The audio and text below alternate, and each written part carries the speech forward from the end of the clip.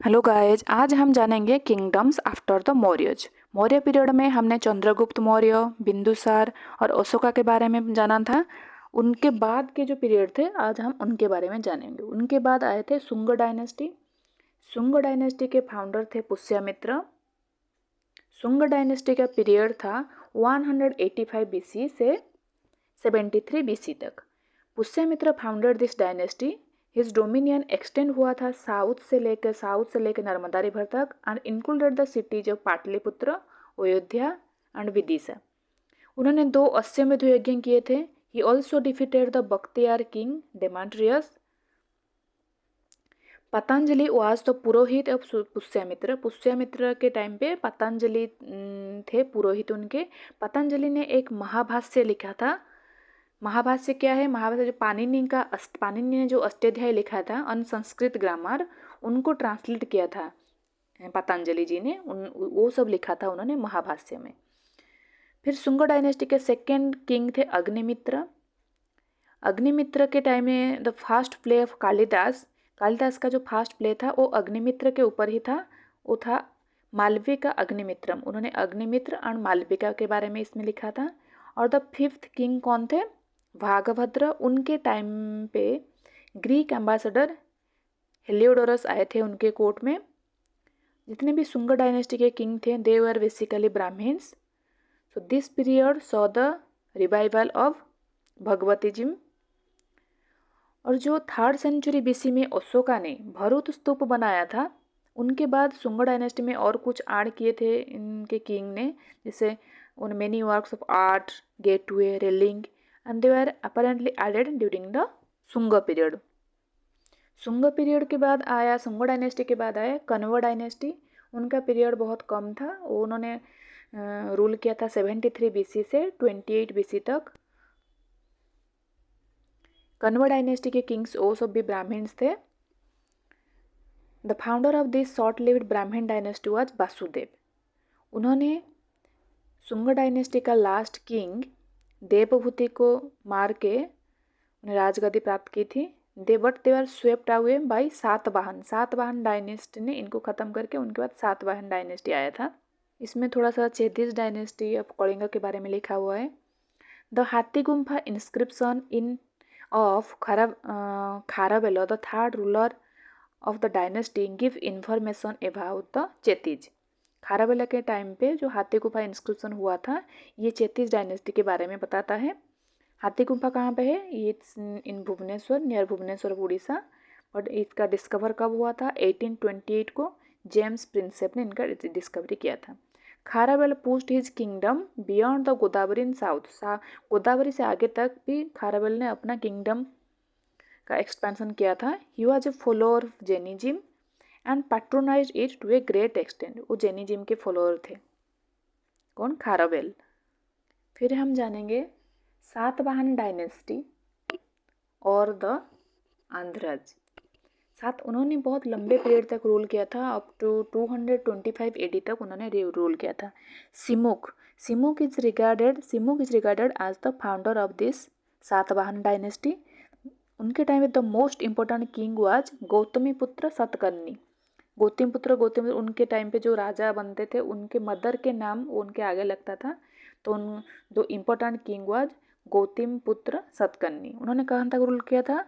106 से 130 सी तक सेंचुरी तक रूल किया था। He raised the power and prestige of Satavahana dynasty.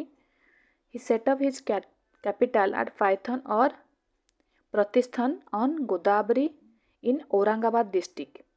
First उनका कैपिटल कहाँ था? अमरावती में। Second capital was in Python.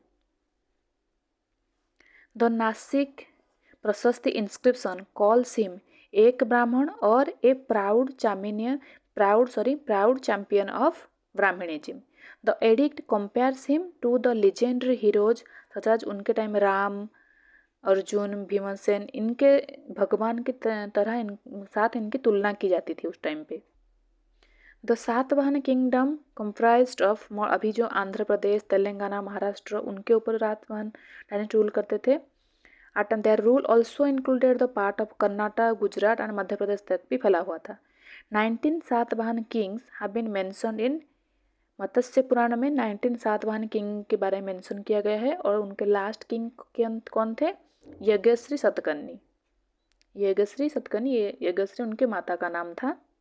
Satavahana dynasty के बारे में उनके बाद कौन फॉलोअर थे उनके बाद सातवाहन डायनेस्टी के followed by Vakatakas. Satavahanas were followed by Vakatakas in north Maharashtra, Ikshvakus in Telangana and Andhra Pradesh by Pallavas. In Telangana और आंध्र प्रदेश में they are followed by Ikshvakus and south east part में पालवज ने रूल किया था उनके बाद। मोस्टली उनके क्या क्या इंपॉर्टेंट एस्पेक्ट्स थे सातवाहन डायनेस्टी में? They mostly issued lead coins apart from the, उससे पहले कॉपर एंड ब्रोंज था, उन्होंने लीड कॉइन का भी इन्वॉल्वमेंट किया था उनकी डायनेस्टी के टाइम में, लीड कॉइन निकाला था उन्होंने। They acted as a bridge between north India और साउथ इंडियन के बीच में, उन्होंने एक ब्रिज की तरह काम किया था। सातवाहन रूलर्स, उनको ब्राह्मण्स बोलते थे, एंड दे परफॉर्म वैदिक rituals and worshipped Krishna, Vasudev and other भगवान की पूजा करते थे। But they were also promoted the Buddhism के जो मॉन्क्स थे उन्होंने उनको लैंड ग्रांट किया था। The two common religious construction were the Buddhist temple, उनके टाइम पे हुआ था सातवाहन डायनेस्टी के टाइम में, that was called chaitya, and the monasteries which was called vihara. The most famous chaitya is that of Karle in Maharashtra. चैत्य मीन बुद्धिस्ट टेम्पल, ये बहुत famous है, ये महाराष्ट्र में है। There district was called Ahara as it was in Ashoka's time. Their officials were known as Amatyas and Mahamatras as they were known in Mauryans time. Maurya time के भी, उस टाइम पे भी जो ऑफिशियल्स को इसी नाम से बोलते थे, उनके टाइम पे भी Amatya and Mahamatras. They started the practice of granting tax free villages to Brahman और बुद्धिस्ट मॉन्क को टैक्स फ्री।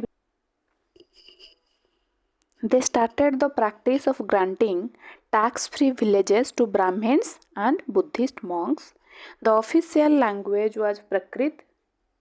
ऑफिशियल प्रकृति था और उनका स्क्रिप्ट था किसमें? ब्राह्मी में। अशोका के टाइम पे भी, अशोका के पीरियड में भी वही होता था, तब उनका लैंग्वेज ऑफिशियल लैंग्वेज प्रकृत था और उनका script Brahmi. One Prakrit text Gatha Saptashati, it was written by Satavahana king Hala. During Satavahana period Gunadhya wrote Brihat Katha kingdom after the Mauryas के बारे में, बस इतना ही है बुक में। Thank you for watching this video.